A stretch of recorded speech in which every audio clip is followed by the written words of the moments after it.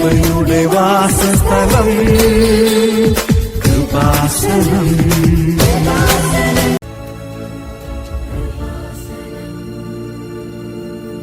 നമസ്കാരം, എൻ്റെ പേര് അക്ഷയ് ബ്രൈറ്റ്. അപ്പം ഞാൻ കോഴിക്കോട് നിന്നാണ് വരുന്നത്.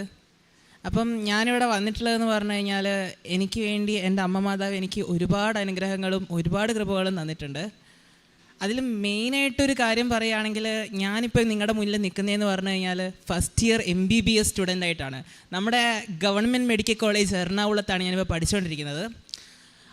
മെയിനായിട്ടെന്ന് പറഞ്ഞു കഴിഞ്ഞാൽ എനിക്ക് ചെറുപ്പം തൊട്ടേ ഡോക്ടർ ആവണമെന്ന് ഭയങ്കര വലിയൊരു ആഗ്രഹമായിരുന്നു. അപ്പം എൻ്റെ അച്ഛൻ്റെയും വലിയൊരു ആഗ്രഹമായിരുന്നു എന്നെ ഒരു വലിയ ഡോക്ടറാക്കി കാണണമെന്ന്. അപ്പം ഞാൻ +2 പാസ്സായത് 2020 അപ്പോൾ 2020 കഴിഞ്ഞിട്ട് ഞാൻ ഒരു പ്രാവശ്യം നീറ്റ് എഴുതി നോക്കി. നിങ്ങൾക്ക് എല്ലാവർക്കും അറിയാമല്ലോ ഈ എക്സാമിൻ്റെ കാര്യം. എത്രയാ 10-17 ലക്ഷം 18 ലക്ഷം പിള്ളേർ എഴുതുന്നതിൽ ആ കൂടെ കുറച്ച് പേർക്ക് മാത്രം കിട്ടുന്ന ഒരു സൗഭാഗ്യമാണ് ഒരു ഡോക്ടർ ആവാന്ന് പറഞ്ഞാൽ, അല്ലേ? അപ്പം അത്ര പെട്ടെന്നൊന്നും കിട്ടത്തില്ല. അപ്പം ഞാൻ ആദ്യം എഴുതിയപ്പം എനിക്ക് കിട്ടിയില്ല. പിന്നെ ഭയങ്കര വിഷമമൊക്കെ ആയിരുന്നു. അപ്പം നിങ്ങൾക്ക് ഞാൻ അന്ന് ഏത് സിറ്റുവേഷനിലായിരുന്നെന്ന് എനിക്ക് എങ്ങനെയാണ് പറഞ്ഞറിയിക്കേണ്ടതെന്ന് എനിക്കറിയത്തില്ല. ഭയങ്കര വിഷമമായിരുന്നു. രണ്ടാമത് ഒരു പ്രാവശ്യം കൂടെ ഞാൻ എഴുതി 2021. ആ സമയവും എനിക്ക് വലിയ പ്രോഗ്രസ് ഒന്നും ഇല്ലായിരുന്നു, കിട്ടിയില്ല, സ്വാഭാവികമായിട്ടും കിട്ടിയില്ല. പക്ഷേ മൂന്നാമത്തെ പ്രാവശ്യം എനിക്ക് ഭയങ്കര ഡിപ്രഷനും ഭയങ്കര വിഷമമായിരുന്നു. ഇപ്രാവശ്യം ഞാൻ എന്തായാലും എഴുതിയെടുക്കും എന്നെനിക്കൊരു വിശ്വാസം ഉണ്ടായിരുന്നു.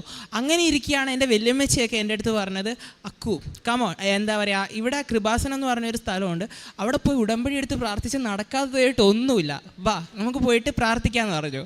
അപ്പോൾ എൻ്റെ വല്യമ്മച്ചി വഴിയാണ് ഞാൻ കൃപാസനത്തെ പറ്റി അറിയുന്നതും അങ്ങനെയൊക്കെ കൃപാസനത്തെ പറ്റി കൂടുതൽ കാര്യങ്ങൾ മനസ്സിലാക്കുന്നതും. അപ്പം ഒരു ദിവസം നവംബർ മാസം 2021 ഞാൻ ഇവിടെ വരുന്നത്. ഇവിടെ വന്ന് നിന്ന് ഞാൻ ഭയങ്കരമായിട്ട് പ്രാർത്ഥിച്ചു. ഇവിടെ ആ കൗണ്ടറിലാണ് ഞാൻ എന്താ പറയുക എൻ്റെ കൂപ്പൺ ഇട്ടത്. അപ്പം അങ്ങനെ ഇരിക്കുകയാണ് ഞാൻ. അങ്ങനെയാണ് എൻ്റെ ഫസ്റ്റ് നിയോഗം വെച്ചത്. എൻ്റെ ഫസ്റ്റ് നിയോഗം എന്ന് വെച്ചാൽ തന്നെ എനിക്കൊരു ഗവൺമെൻറ് മെഡിക്കൽ കോളേജിൽ പഠിക്കണമെന്നായിരുന്നു. ഇപ്പം നോക്ക്, ഞാൻ ഗവൺമെൻറ് മെഡിക്കൽ കോളേജിൽ പഠിച്ചുകൊണ്ടിരിക്കുക എറണാകുളത്ത്, ഫസ്റ്റ് ഇയർ MBBS സ്റ്റുഡൻ്റ് ആയിട്ട്. അപ്പോൾ അതെനിക്ക് ഭയങ്കര വലിയൊരു അനുഗ്രഹമാണ്, ഭയങ്കര വലിയൊരു ആശ്വാസമാണ്. പിന്നെ അച്ഛനും അമ്മയൊക്കെ ഇപ്പോൾ ഹാപ്പി ആയിട്ടിരിക്കുന്നു. പിന്നെ വേറെ കാര്യം എന്ന് പറഞ്ഞു കഴിഞ്ഞാൽ ഈ MBBSന് ഈ റീറിപ്പീറ്റ് ചെയ്തുകൊണ്ടിരിക്കുന്ന സമയത്ത് അപ്പോഴായിരുന്നല്ലോ എനിക്ക് കൂടുതൽ ടെൻഷൻ ഉണ്ടായിരുന്നത്. അപ്പോൾ ഈ സമയത്ത് ഈ എക്സാമിന് 2 മാസം മുന്നേ എനിക്ക് അപ്പൻഡിക്സ് വന്നു. നിങ്ങൾക്കറിയാമല്ലോ, അപ്പൻഡിക്സ് വന്നു കഴിഞ്ഞാൽ ഏതാണ്ട് എനിക്ക് എന്താ പറയുക, കീ ഹോൾ സർജറി ചെയ്യേണ്ടതിന് പകരം അവർ ഇൻസിഷൻ ഇട്ടിട്ടാണ് എനിക്ക് സർജറി ചെയ്തത്. അപ്പോൾ എനിക്ക് കുറേ നാളത്തേക്ക് ബെഡ് റൺ ആയിരുന്നു, എനിക്കൊന്നും ചെയ്യാൻ പറ്റിയില്ല. അന്ന് എനിക്ക് മനസ്സിലായി നമ്മുടെ കൂടെ നമ്മുടെ പാരൻസ് മാത്രമേ ഉണ്ടാവുള്ളൂ, വേറെ ആരും നമ്മുടെ കൂടെ ആ സമയത്ത് ഉണ്ടാവില്ല, അവർ മാത്രമേ നമ്മളെ ഹെൽപ്പ് ചെയ്യുള്ളൂ. അങ്ങനെ എനിക്കൊന്നും പഠിക്കാനും പറ്റുന്നില്ല, ഭയങ്കര വിഷമവും ഭയങ്കര ട്രോമയായിട്ടുള്ള സമയം. എങ്ങനെ എനിക്ക് പറഞ്ഞ് നിങ്ങളെ അറിയിക്കണം എന്നറിയില്ല. അപ്പോൾ എൻ്റെ ഏക ഹോപ്പ് അല്ലെങ്കിൽ ഏക രക്ഷ എൻ്റെ അമ്മ മാതാവായിരുന്നു. എൻ്റെ മാതാവ് എൻ്റെ കൂടെയുണ്ടോ, ഞാനിത് നേടിയിരിക്കും എന്നെനിക്കൊരു വിശ്വാസം ഉണ്ടായിരുന്നു. അതുപോലെ തന്നെ എനിക്കിതാ ഇവിടെ നിന്ന് നിങ്ങളുടെ മുന്നിൽ പറയാൻ പറ്റുന്നുണ്ട് ഞാനിപ്പോൾ ഫസ്റ്റ് ഇയർ MBBS സ്റ്റുഡൻ്റ് ആണെന്ന്. എൻ്റെ ദൈവം എൻ്റെ കൂടെയുണ്ടോ, അത് മതി എനിക്ക്. അതിനുശേഷം പിന്നെ വേറൊരു അത്ഭുത സാക്ഷി എന്ന് പറഞ്ഞു കഴിഞ്ഞാൽ എൻ്റെ അമ്മയ്ക്ക് വർഷങ്ങളായിട്ട് ഭയങ്കര തലവേദനയാണ്, മൈഗ്രെയിനാണ്. അപ്പം അമ്മ ഒരു ടീച്ചറാണ്. അപ്പം ഞാൻ കാണാറുണ്ട് ലൈക്ക് സ്കൂളിൽ നിന്നൊക്കെ തിരിച്ചു വരുമ്പം അമ്മ ഭയങ്കര വിഷമിച്ച് വന്നിരുന്ന്, മോനെ എനിക്ക് തലവേദന, എനിക്കൊന്നും ചെയ്യാൻ പറ്റുന്നില്ല എന്നൊക്കെ പറഞ്ഞ് എപ്പോഴും കിടപ്പാണ്. അപ്പോൾ ഒരു ദിവസം ഞാൻ പഠിച്ചുകൊണ്ടിരിക്കുന്ന സമയത്ത് ഹോസ്റ്റലിലായിരുന്നല്ലോ ഞാൻ. അപ്പോൾ ഹോസ്റ്റലിൽ ഞാനിങ്ങനെ ഒരു ദിവസം 2 മണിക്ക് നമ്മുടെ ജോസഫ് അച്ഛൻ്റെ പ്രാർത്ഥന ധ്യാനം ഞാൻ കൂടിക്കൊണ്ടിരിക്കുക. അപ്പം ഒരു സംഭവമില്ലേ, അച്ഛനിങ്ങനെ പറയത്തില്ലേ, രോഗികൾക്ക് ആശ്വാസം കിട്ടുന്ന രീതിയിൽ തലവേദനയുള്ളവർ അങ്ങനെ ഒരു സംഭവം വന്നായിരുന്നു. അപ്പം ഞാൻ എന്ത് ചെയ്തെന്ന് വെച്ച് കഴിഞ്ഞാൽ കുറച്ച് ഉടമ്പടി തൈലം എടുത്തിട്ട് എൻ്റെ നെറ്റിയിൽ തന്നെ ആക്കി.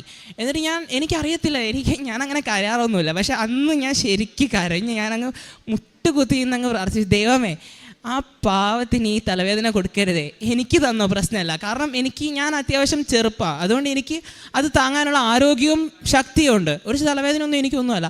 അപ്പം ഞാൻ അങ്ങനെയാണ് പറഞ്ഞത്, ദൈവമേ എനിക്ക് തന്നോ, പക്ഷേ എൻ്റെ അമ്മേനെ വിട്ടേക്ക്, അങ്ങനെ ഞാൻ പറഞ്ഞത്. എന്നിട്ട് പിറ്റേ 2-3 ദിവസം കഴിഞ്ഞപ്പോൾ ഞാൻ അമ്മേനെ വിളിച്ചു. അമ്മ പറഞ്ഞു മോനെ എനിക്ക് തലവേദന ഇല്ല, തലവേദന മാറി. എന്നിട്ട് ഞാനത് കൺഫേം ചെയ്യാൻ വേണ്ടിയിട്ട് മീൻസ് അച്ഛൻ പറഞ്ഞു നമ്മൾ എന്താ പറയുക ഇത് കൺഫേം ആയിട്ട് മാത്രമേ നമുക്ക് പറയാൻ പറ്റുള്ളൂ. എന്നിട്ട് ഞാൻ ഇപ്പോൾ കൂടെ അമ്മേനെ ഒന്ന് വിളിച്ച് നോക്കിയായിരുന്നു. ഹലോ അമ്മേ, ഇതെനിക്ക് പറയാൻ പറ്റുമോ? അമ്മയുടെ തലവേദന അമ്മ പറഞ്ഞു പൂർണ്ണമായിട്ടും മാറി മോനെ, നീ ധൈര്യമായിട്ട് പറഞ്ഞു എന്ന് അമ്മ പറഞ്ഞു. അപ്പം അത്രയുമാണ് മെയിനായിട്ട് എനിക്ക് പറയാനുള്ളത്. പിന്നെ ഇത്രയും അനുഗ്രഹം തന്നിട്ട് ചെറുതും വലുതായിട്ട് എനിക്ക് ഒരുപാട് അനുഗ്രഹങ്ങൾ എൻ്റെ മാതാവ് എനിക്ക് തന്നിട്ടുണ്ട്. മാതാവും തിരുകുമാരനും ഒരുപാട് നന്ദി. പിന്നെ ഇവിടെ വന്ന് ഇത്രയും നല്ലതായിട്ട് സാക്ഷ്യം പറയാൻ സഹായിച്ച എൻ്റെ മാതാവിന് ഞാൻ ഒരുപാട് നന്ദി പറയുന്നു. Thank you. അക്ഷയ് ഉടമ്പടി എടുക്കാനായിട്ട് വന്നത് അക്ഷയ്ക്ക് ഒരു MBBS സീറ്റ് കിട്ടണം എന്നാഗ്രഹിച്ചുകൊണ്ടാണ്. പഠിക്കുവാൻ പറ്റാത്ത സമയത്തും അപ്പൻഡിക്സായിട്ട് രോഗത്തിലൂടെ കടന്നു പോകുമ്പോഴും പരിശുദ്ധ അമ്മ അക്ഷയെ സഹായിച്ചു. കാരണം അക്ഷയ് വിശ്വാസം വെച്ചത് പരിശുദ്ധ അമ്മയിലാണ്. അതോടൊപ്പം തന്നെ ആ ഉടമ്പടി തൈലം വിശ്വാസപൂർവ്വം തൊട്ട് പ്രാർത്ഥിച്ചപ്പോൾ, ധ്യാനം കൂടി പ്രാർത്ഥിച്ചപ്പോൾ അമ്മയ്ക്ക് സൗഖ്യം ലഭിച്ചു എന്നുള്ളത്. നമ്മൾ ദൈവത്തിൽ ആശ്രയിക്കുമ്പോൾ എല്ലാ മേഖലകളിലും നമ്മുടെ അവസ്ഥകളറിഞ്ഞാണ് ദൈവം നമ്മളെ സഹായിക്കുന്നത്. പരിശുദ്ധ അമ്മയിലൂടെ ദൈവം നൽകിയ അനുഗ്രഹങ്ങൾക്ക് നമുക്ക് നന്ദി പറയാം. യേശുവേ നന്ദി, യേശുവേ സ്തോത്രം, യേശുവേ ആരാധന. അത്യപൂർവ ദൈവാനുഭവങ്ങൾ ഇനി നിങ്ങൾക്കും സ്വന്തം. ഈ യൂട്യൂബ് ചാനൽ ഇതുവരെ സബ്സ്ക്രൈബ് ചെയ്തിട്ടില്ലെങ്കിൽ ഇപ്പോൾ തന്നെ സബ്സ്ക്രൈബ് ചെയ്യുക. ഈ വീഡിയോ ഇപ്പോൾ തന്നെ നിങ്ങളുടെ സുഹൃത്തുക്കൾക്ക് ഷെയർ ചെയ്തുകൊണ്ട് കർത്താവിൻ്റെ പ്രേക്ഷിതരാകുക.